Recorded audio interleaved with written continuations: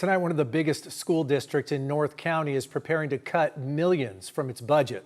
San Marcos Unified is facing a significant deficit, and tonight the school board voted on whether or not they should issue preliminary layoff notices. News 8's Esmeralda Perez attended a special board meeting this evening and joins us in studio with the very latest. Esmeralda? Well, Carla, Marcella, it was a packed room with staff, parents, and students urging the board to reconsider. Some jobs were spared tonight, others are still at risk.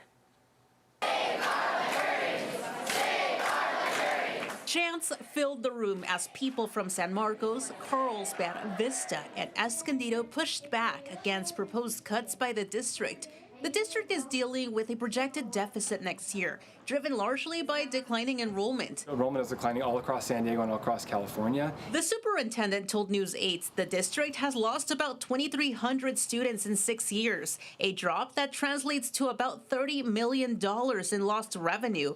He also says costs are rising faster than state funding and COVID relief money has now dried up. That we are looking at about an $11 million deficit next year, and we are not trying to close that gap all in 1 year. What we're trying to do for next year is take about a $2 million chunk out of that, and even that is a strain for us on our budgets. At tonight's special board meeting, members voted to move forward with preliminary layoff notices for certificated employees. That includes some 7th through 12th grade English, math, and social science teachers. The outcome, well, for our association wasn't favorable because they voted to reduce them for 16.8 of our full-time employees, FTEs.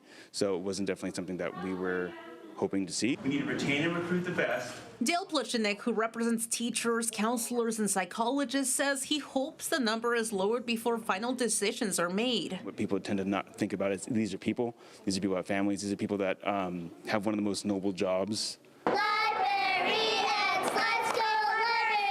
Another area that drew strong support, school libraries. The district had proposed cutting hours for library media techs at all 10 elementary schools, but after public comments, the board modified the plan, keeping those positions and shifting reductions elsewhere. We're super happy that the board listened to the community and to our staff to change that and to reconsider it. Before the special meeting, the superintendent told News 8 the real issue is state funding. We need help from the state. We need the state legislature to understand that the funding they are giving to public schools is not sufficient for the rising costs that we've got. Okay, so the timing here is important. State Education Code requires district to issue preliminary layoff notices by March 15th. That notice does not mean a job is gone. It means the district is still finalizing its budget. Final notices, though, they go out in May. Any approved cuts would take effect July 1st for the next school year. Back to you.